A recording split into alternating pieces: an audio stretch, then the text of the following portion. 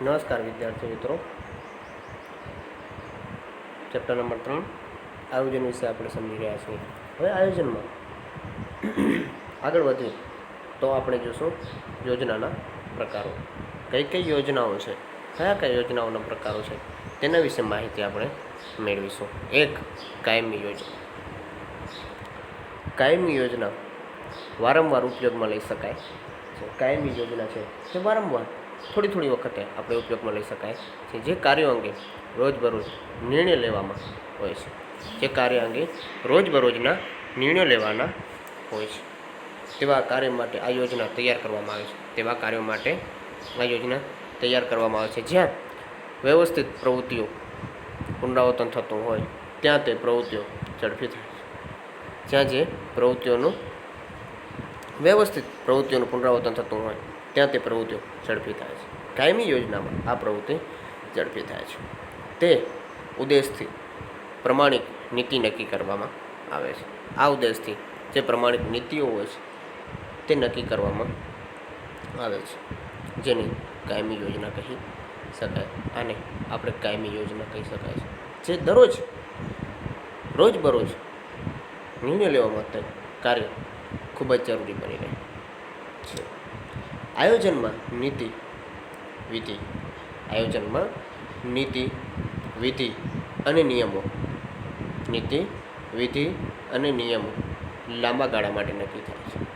આ વસ્તુ લાંબા ગાળા માટે નક્કી થતી હોય છે, જેથી આ ઘટકો સાથે સંકળાયેલી બાબતો અંગે તાબેદાર કર્મચારીઓ ઝડપથી નિર્ણય લઈ શકે.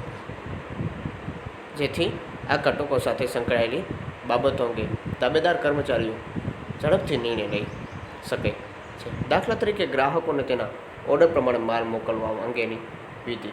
દાખલા તરીકે ગ્રાહકોને તેના ઓર્ડર પ્રમાણે માલ મોકલવા અંગેની વિધિ કે સાંક નીતિનું અગાઉથી કાયમી ધોરણ ઘડતર કરવામાં આવે છે. આવ્યું હોય તો તેનો અમલ કર્મચારીઓની ઝડપથી કરી શકાય છે. વારંવાર તેના ઉપરી અધિકારીઓને પૂછવા જવું પડતું નથી. વારંવાર તેના ઉપરી અધિકારીઓ હોય છે તેમને પૂછવા જવાની જરૂર પડતી નથી. આ માટે કાયમી યોજના છે તે ખૂબ જ જરૂરી બની રહે છે. હવે આપણે બીજી વ્યૂહાત્મક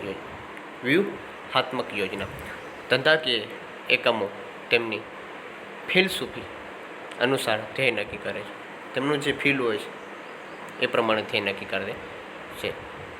આ માટે એકમ પોતાની જીવનકાળ દરમિયાન કઈ ફિલસૂફીથી કામ કરશે તે નક્કી કરવામાં આવે છે.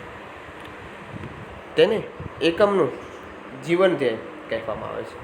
આમને એકમનું જીવન ધ્યેય કહેવામાં આવે છે. જીવનમાં શું ધ્યેય છે, ફિલસૂફી શું ફીલ થાય છે એના પ્રમાણે તે કામ કરશે. એકમના ધ્યેયને સિદ્ધ કરવા વિવિધ લાંબા ગાળાની અને ટૂંકા ગાળાની વ્યૂહરચનાઓ ઘડવામાં આવે છે.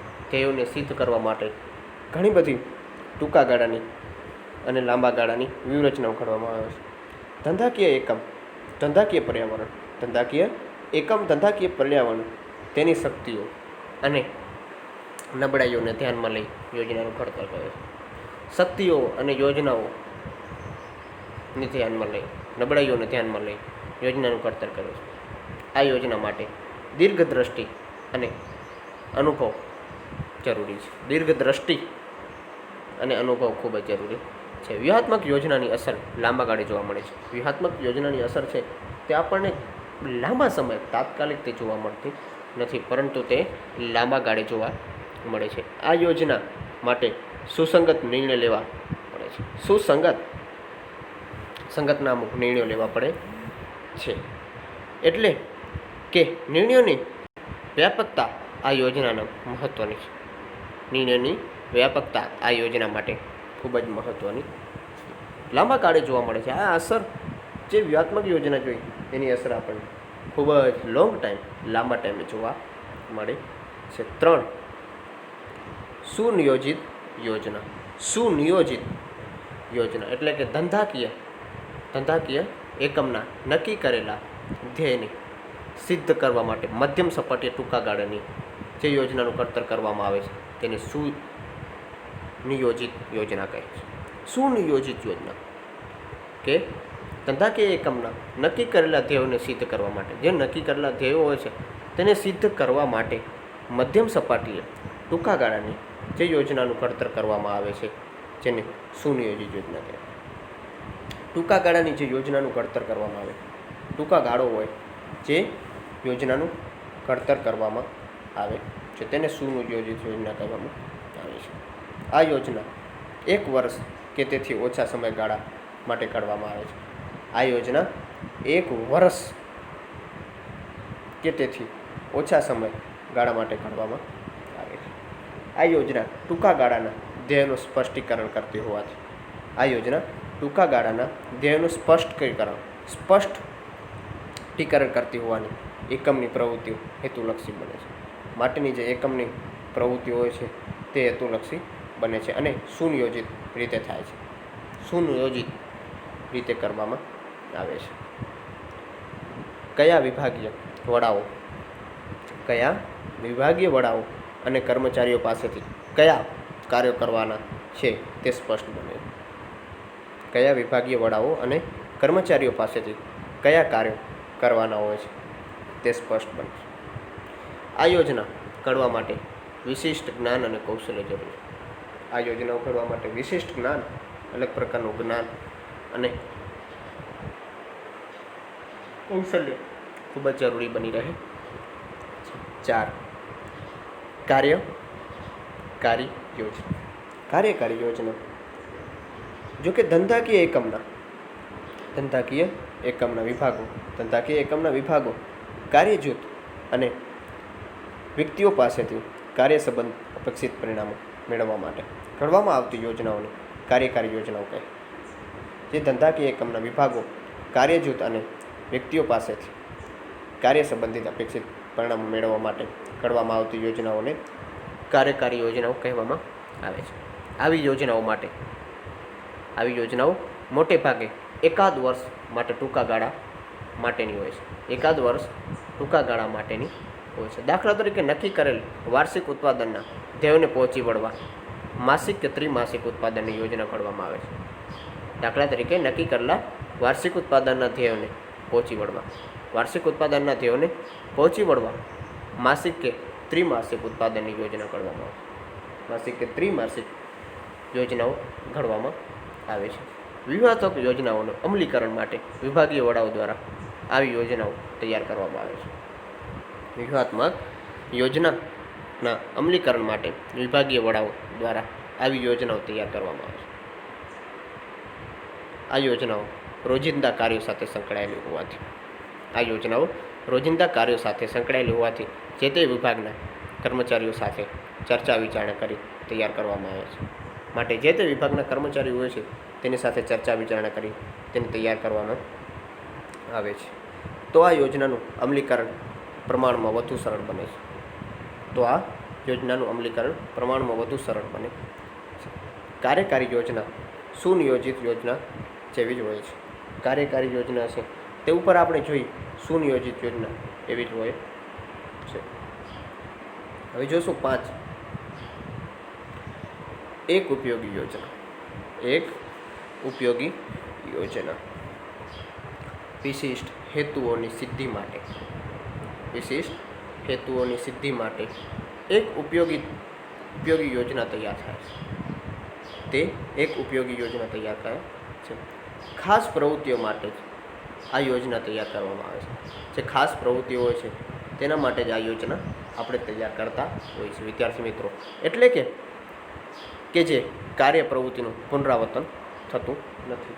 માટે જે કાર્ય પ્રવૃત્તિઓ હોય છે તેનું પુનરાવર્તન થતું નથી તેવી પ્રવૃત્તિઓ માટે એક ઉપયોગી યોજના તૈયાર થાય છે. આ પ્રવૃત્તિઓ માટે તે એક ઉપયોગી યોજના તૈયાર થાય છે. દાખલા તરીકે વહાણ બાંધકામ, મકાન બાંધકામ, પેકેજિંગ, પ્રિન્ટિંગ વગેરેમાં આ યોજના મહત્ત્વની.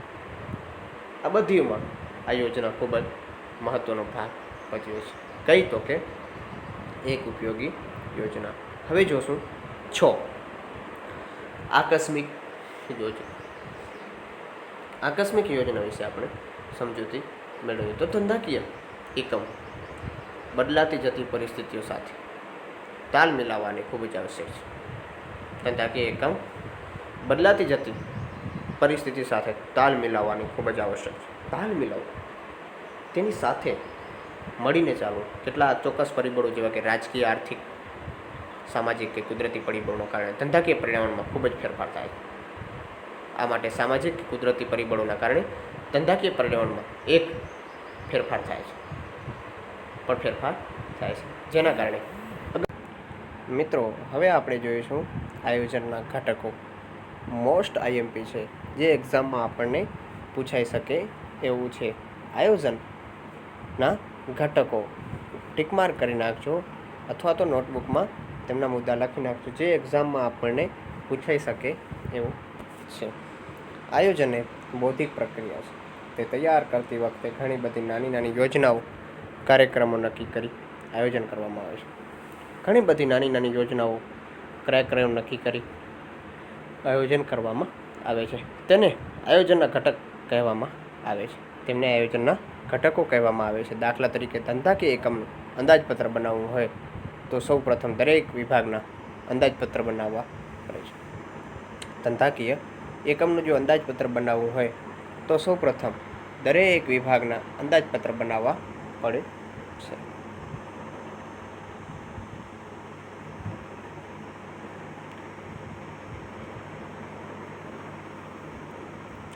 ત્યારબાદ તેના પર ચર્ચા વિચારણા કરી એકમનું મુખ્ય અંદાજપત્ર બનાવી શકાય છે. ત્યારબાદ તેના ઉપર ચર્ચા વિચારણા કરી અને એકમનું મુખ્ય અંદાજપત્ર બનાવી શકાય છે. એક, હેતુ ધ્યેય નક્કી કરવું અને તેને પાર પાડવું એ ધંધાકીય એકમનો મુખ્ય હેતુ છે. ધ્યેયનું નક્કી કરવું અને તેને પાર પાડવું તે ધંધાકીય એકમનો મુખ્ય હેતુ. તે નક્કી કરતી વખતે એમને અસર કરતા દરેક પરિબળોને ધ્યાનમાં લેવા પડે છે. ધ્યેય સિદ્ધિ કરી શકાય તેવા વાસ્તવિક હોવા જોઈએ. તે વધારે પડતા મહત્વાકાંક્ષલક્ષી ન હોવા જોઈએ. હેતુ, ધ્યેય નક્કી કરવું અને તેને પાર પાડવું. હેતુમાં પોતાનો હેતુ પહેલો તો ધ્યેય નક્કી કરવું પડે છે, તેને પાર પાડવાની આપણામાં ક્ષમતા હોવી જોઈએ. તે નક્કી કરતી વખતે એકમની અસર કરતા દરેક પરિબળો ધ્યાનમાં લેવા પડે છે. એકમને નક્કી કરતા દરેક પરિબળો હોય છે તેને ધ્યાનમાં લેવા પડે છે. ધ્યેય સિદ્ધિ કરી શકાય છે તેવા વાસ્તવિક હોવા જોઈએ. ધ્યેયની સિદ્ધિ કરી શકાય તેવા વાસ્તવિક હોવા જોઈએ. તે વધારે પડતા મહત્વાકાંક્ષી ન હોવા જોઈએ. મહત્વ ધરાવતા ન હોવા જોઈએ. 2, વ્યૂહરચના. આયોજનમાં નક્કી કરેલ ઉદ્દેશોને પાર પાડવાનો ઉપયોગમાં લેવા આવતી યુક્તિ એટલે વ્યૂહરચના. આયોજનમાં નક્કી કરેલ ઉદ્દેશોને, જે ઉદ્દેશો નક્કી કરેલ હોય તે ઉદ્દેશોને પાર પાડવા ઉપયોગમાં લેવામાં આવતી યુક્તિ એટલે વ્યૂહરચના. જે યુક્તિઓ ઉપયોગમાં લેવામાં આવતી હોય તેની વ્યૂહરચના. તેનાથી એકમ બજારમાં હરીફ સામે કે અસર કરતા અન્ય પરિબળો સામે ટકી શકાય. તેનાથી એકમ બજારમાં હરીફ સામે કે અસર કરતા અન્ય પરિબળો સામે ટકી શકાય છે. અન્ય પરિબળો હોય છે તેની સામે આપણે ટકી શકાય છે. વ્યૂહરચનાનો ઉપયોગ લશ્કર અને રમતગમત જેવા ક્ષેત્રમાં માટે મોટા પ્રમાણમાં કરવામાં આવે છે. વ્યૂહરચનાનો ઉપયોગ લશ્કર અને રમતગમત જેવા ક્ષેત્રોમાં મોટા પ્રમાણમાં કરવામાં. વ્યૂહરચના લશ્કર, જે લશ્કરો હોય છે આર્મીમાં, એમાં અને રમતગમતના ક્ષેત્રમાં રચના કરવામાં આવે છે. જેવા ક્ષેત્રમાં મોટા પ્રમાણમાં કરવામાં આવે છે. વ્યૂહરચનાનો હરીફની ગુપ્ત રહે તે પણ જરૂરી છે. જે સામેવાળો હોય હરીફ એનાથી ગુપ્ત રહે એ પણ ખૂબ જ જરૂરી બને છે. યોગ્ય વ્યૂહરચનાને કારણે એકમને મહત્તમ સફળતાની ખાતરી મળે છે, માટે તેને મહત્ત્વની ખાતરી મળે છે. 3, નીતિ રીતે સમજીએ તો આયોજનમાં નક્કી કરેલ ધ્યેયને પાર પાડવામાં સંચાલકો જે નિર્ણયો અને વ્યૂહરચના નક્કી કરે છે તેને નીતિ કહે છે. જે નિર્ણયો અને વ્યૂહરચના નક્કી કરે છે તેને આપણે નીતિ કહેવામાં આવે છે.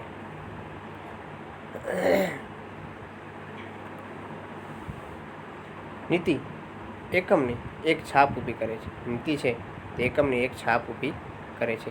એકમની કુશળતા અને કાર્યો પદ્ધતિને પરિચય આપે છે. એકમને કુશળતા અને કાર્ય પદ્ધતિને તે પરિચય આપે છે. ધ્યેયોને માફક નીતિ પણ વ્યૂહરચના અને વાસ્તવિક હોવી જોઈએ.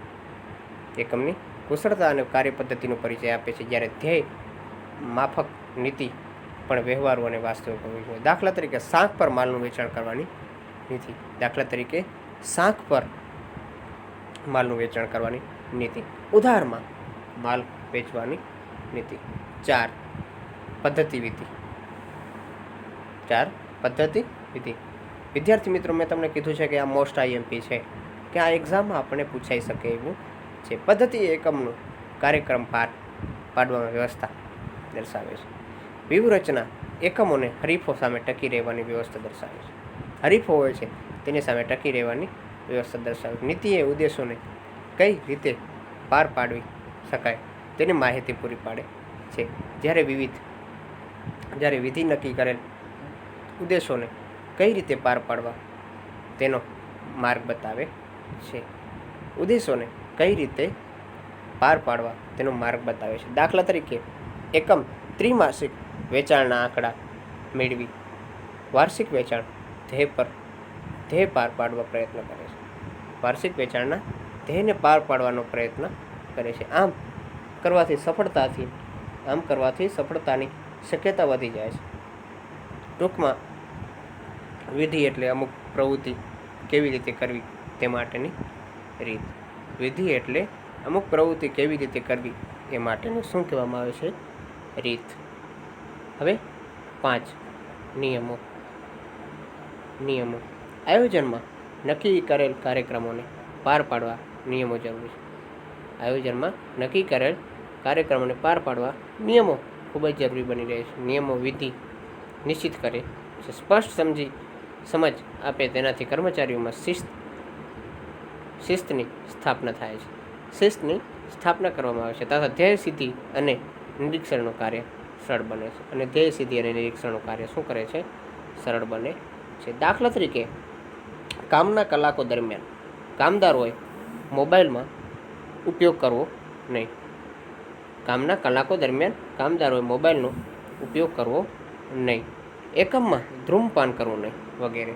એકમમાં ધૂમ્રપાન કરવું નહીં વગેરે. 6 અંદાજપત્ર. અંદાજપત્ર એટલે શું?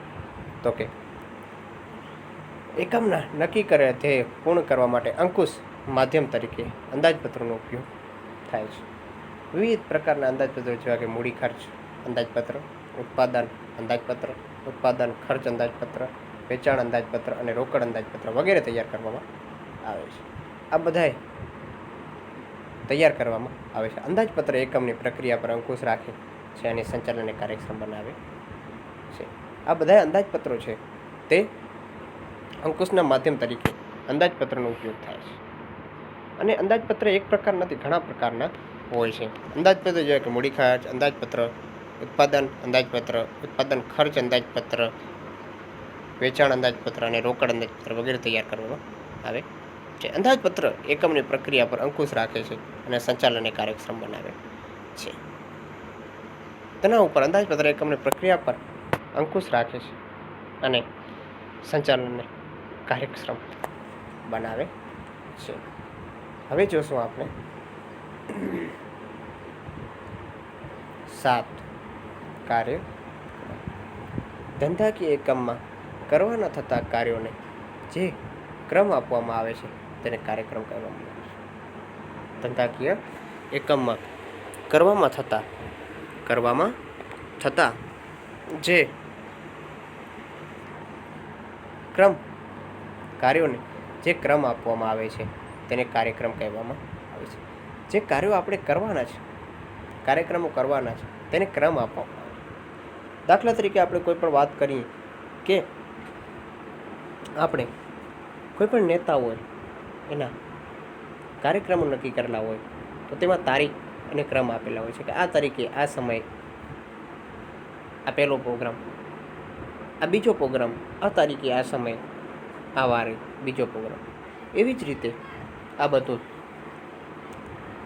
કામકાજના ક્રમો આપેલા હોય છે, જેને કાર્યક્રમ કહેવામાં આવે છે. આમને બધાને શું કહેવામાં આવે છે? કાર્યક્રમ કહેવામાં આવે છે. જો કાર્યક્રમ મુજબ કામકાજ થાય તો ધ્યેય સિદ્ધિના પ્રશ્નો ઊભા થતા નથી. જો કાર્યક્રમ મુજબ કામકાજ થાય તો ધ્યેય સિદ્ધિના પ્રશ્નો ઊભા થતા નથી. સંચાલનનું કામ કાર્યક્રમ મુજબ કામકાજ થાય છે. સંચાલનનું કામ કાર્યક્રમ મુજબ કામકાજ થાય છે, નહીં તે જોવાનું છે. તથા તેને નક્કી કરેલા ધોરણે સાથે સરખાવી જો તેમાં વિચલનો જણાય તો સુધારાલક્ષી પગલાં જરૂરી બને છે. જો એમાં વિચલનો દેખાય તેમાં સુધારાલક્ષી પગલાં જરૂરી બને છે. આ પાઠ આપણે આયોજન અહીંયા સમાપ્ત કરીએ છીએ. હજી એક વખત હું તમને રિવિઝન કરાવી આપું.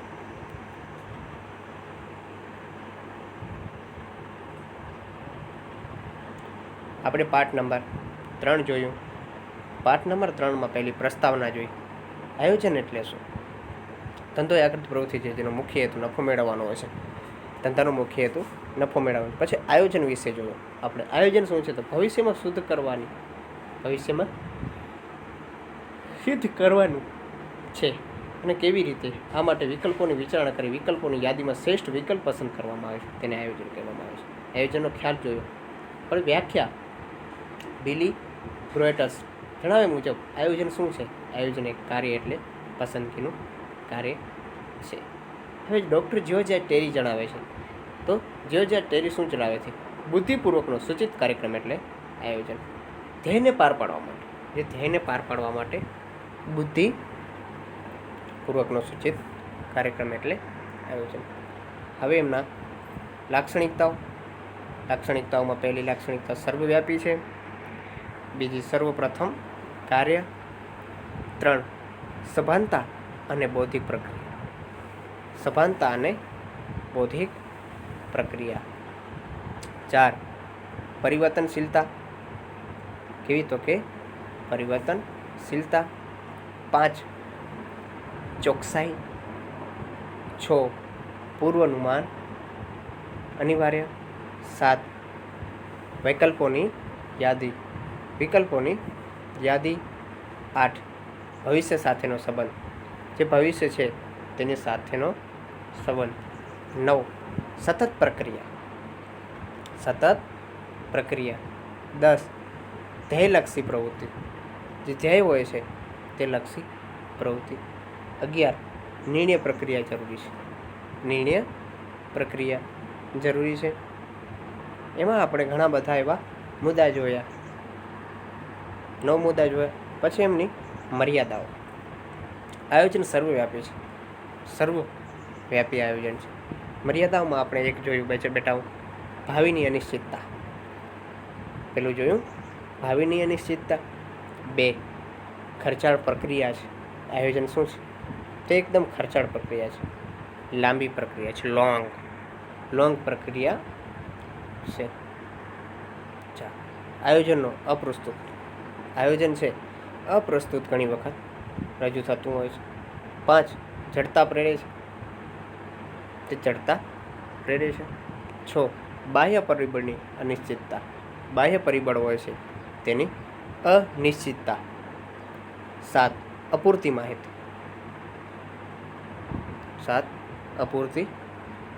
8 કર્મચારીની કાર્ય સર્જનાત્મક અવરોધ. 9 પદ્ધતિઓનો ખામીયુક્ત ઉપયોગ. આયોજનની પ્રક્રિયા. હવે જોશું આપણે આયોજનની પ્રક્રિયા. કઈ છે? તો કે હેતુ નિર્ધારણ. 2 આયોજનના આધાર સ્પષ્ટ કરવા. આયોજનના આધારો આપણે સ્પષ્ટ કરવા. 3 માહિતી એકત્રિત કરી તેનું વિશ્લેષણ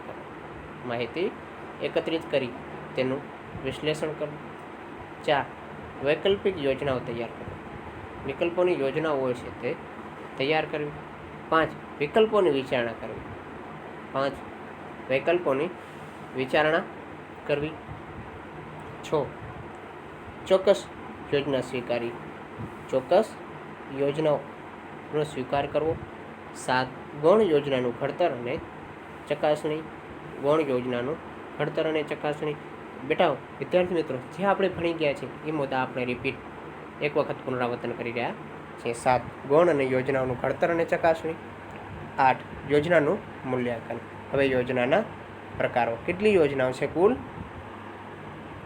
કેટલી યોજનાઓ છે કુલ? 6 યોજનાઓ છે જે આપણે જોઈ. મોસ્ટ આઈએમપી છે આયોજનની યોજનાઓ જણાવો. તો 1 કાયમી યોજના, તો દરરોજની યોજના. વ્યૂહાત્મક યોજના. વ્યૂહાત્મક યોજના. 3 સુનિયોજિત યોજના. સુનિયોજિત યોજના. 4 કાર્યકારી યોજના. કાર્યકારી યોજના. 5 એક ઉપયોગી યોજના. એક ઉપયોગી યોજના. 6 આકસ્મિક યોજના. 6 આકસ્મિક યોજના. આયોજનના ઘટકો જે મહત્વપૂર્ણ હતા, મેં તમને વાત કરી હતી કે મોસ્ટ આઈએમપી છે એમના આપણે જોવા જઈએ તો 1 હેતુઓ.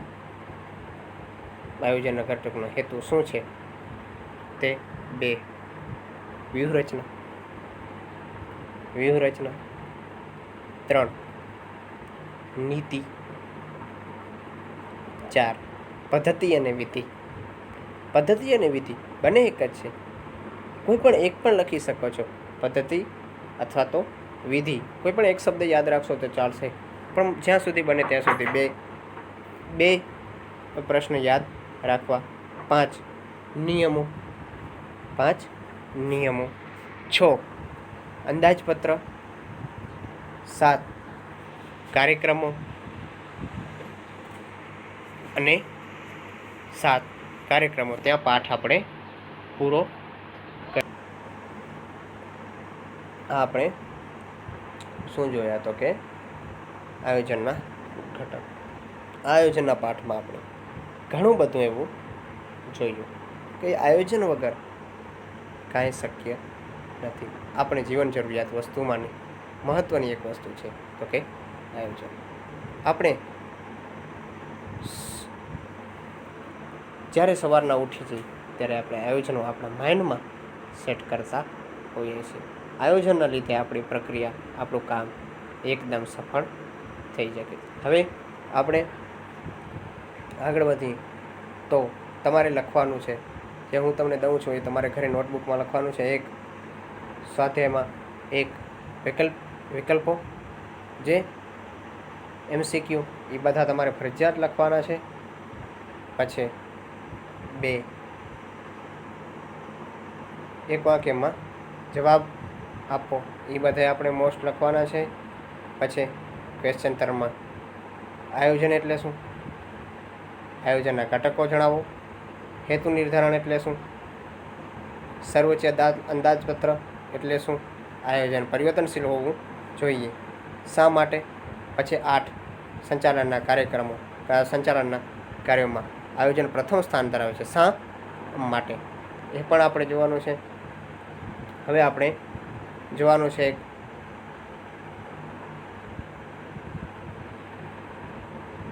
આયોજન ખર્ચાળ છે, શા માટે, એ પણ આપણે લખવાનું છે. હવે જોશું ચોથા ક્વેશ્ચનમાં આપણે જોશું તો કે પહેલું લખવાનું છે આયોજનથી સંચાલકીય કાર્યમાં સરળતા રહે છે, સમજાવો.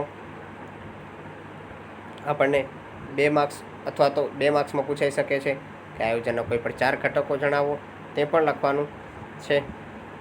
આયોજનનું મહત્ત્વ દર્શાવતા મુદ્દાઓ જણાવો. ચોથો. 5મો કાર્યકારી અને આકસ્મિક યોજનાઓ. પછી 7મો વિધાન સમજાવો.